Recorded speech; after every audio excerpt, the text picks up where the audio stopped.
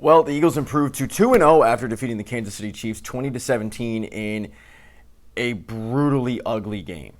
It was a rematch of the Super Bowl, but it did not look like the team that we saw last Super Bowl. The offense looked completely stagnant. The defense stepped up when they needed to, and it wasn't a good watch. Let's be real here. It just wasn't. Now, I hate to be like the Negadelphian, the person that treats a win like it was a loss. But when breaking down this performance, obviously I would like to come on here and say no complaints. No, I have a lot of complaints.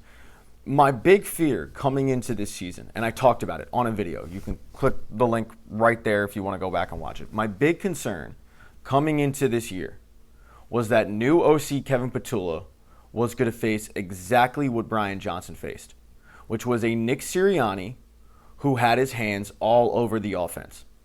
A Nick Sirianni who has proven time and time again that he is not a good play caller. And I will remind you all, back to year one of the Nick Sirianni tenure. Week 6, the team looks horrible. He's in danger of losing the locker room, so what does he do? He hands over the play calling duties to Shane Steichen, his friend, to save his job. A year later, they're in the Super Bowl. Shane Steichen is still calling plays. Nick Sirianni is now hands off.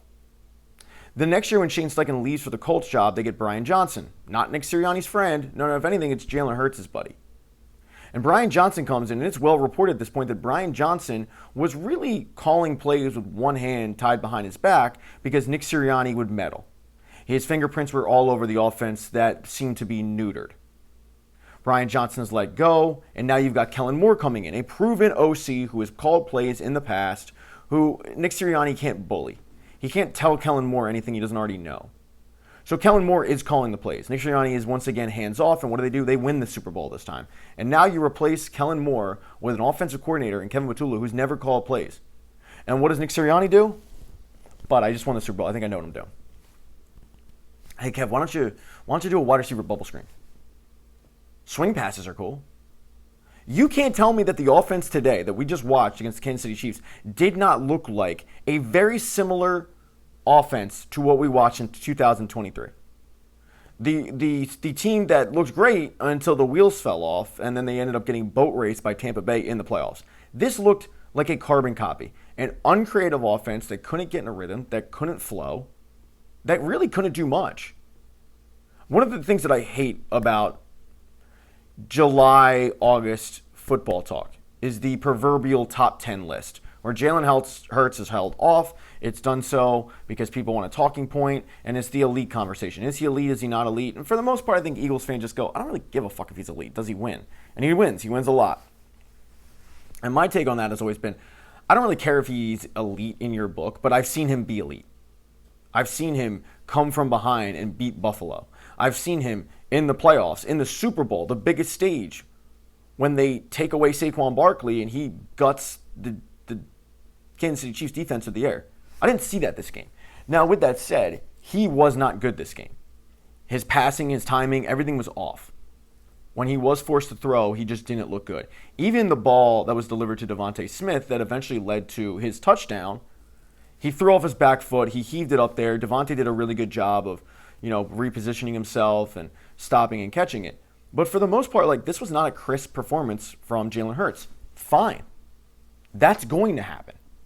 I'm not concerned that that's going to be a trend. That's going to happen. And we're going to see performances this season where Jalen Hurts looks elite. My big complaint was the uncreativity of this offense, where they rarely seem to throw up the field. Everything seemed to be horizontal. And then it became a steady dose of Saquon Barkley in the second half. And it was like, oh, hey, it's 3rd and 10. We need 10 yards. I'm throwing 7. Grant Calcaterra, here's 7 yards for you. This was a very neutered, watered-down offense that I watched. And what annoys me is I know that the offense is capable of so much more. And they didn't deliver. They squeak out of Kansas City with a win. Call it what it is.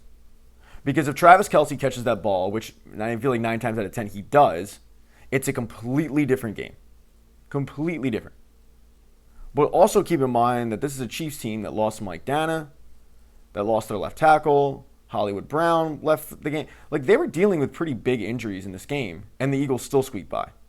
So this performance doesn't give me a lot of hope in the future, in the sense, don't take this out of context, in the sense that, like, I'm peacocking around here going like, oh yeah, let's go.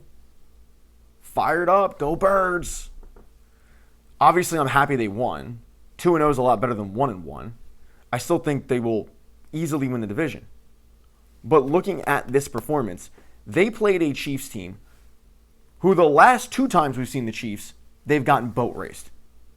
By the Eagles in the Super Bowl, and then week 1 against San Diego. And they played down, I feel like, to their level. I felt like the offensive line did a pretty good job of handling the blitz from Steve Spagnuolo, who just kept bringing it day and day and day, or time and time and time again. I felt like Tyler Steen had probably his worst performance.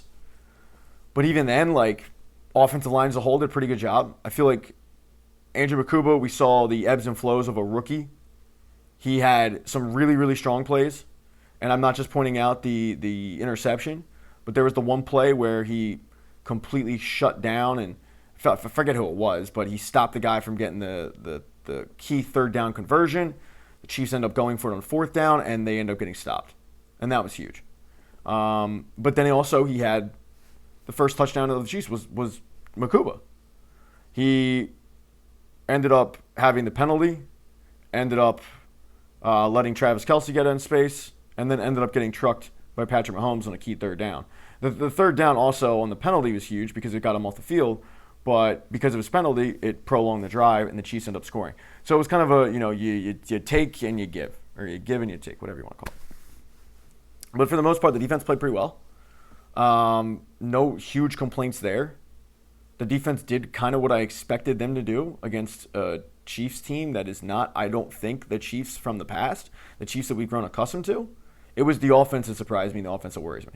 Because if Nick Sirianni has truly done what he's done in the past, put his fingers all over this offense, then what we saw this week will not be a one-off.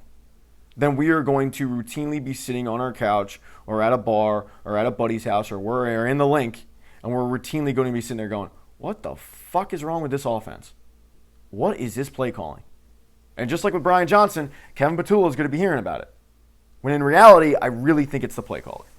And I'm saying that based off the fact that history tells us it is Nick Sirianni. Kevin Patullo, all of a sudden, adopting the 2023 play calling chart that Brian Johnson had? No. There's one common denominator here, and it is Nick Sirianni. And I really, really hope I'm wrong. I really, really hope that this was a one-off. I can buy that the one-off performance from Jalen Hurts, that's a one-off. I can buy that.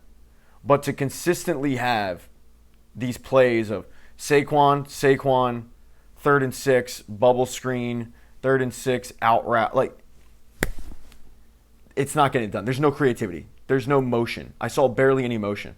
The fact that it took till 11 minutes left in the game to see a play-action pass, wild, when you have Saquon Barkley. So hopefully they get it right. I keep trying to remind myself that I think week 2 last year they lost to Tampa Bay, and I was in a bad mental place.